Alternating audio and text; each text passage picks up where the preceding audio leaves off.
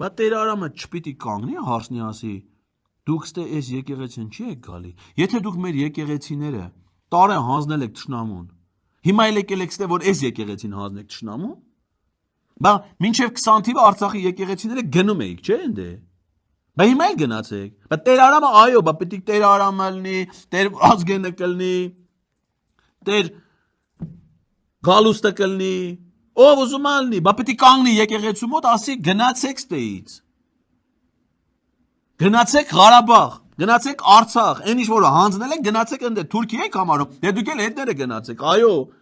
Բա Տեր Արամը իր եկեղեցում պիտի անի, բժիշկը իր հիվանդանոցում պիտի անի, ուսուցիչը իր դպրոցում պիտի անի, դերասանը իր թատրոնում, բա սաղս պիտի անենք։ Բոլորս պիտի անենք, որ այդ մարդկանցից պրծնենք։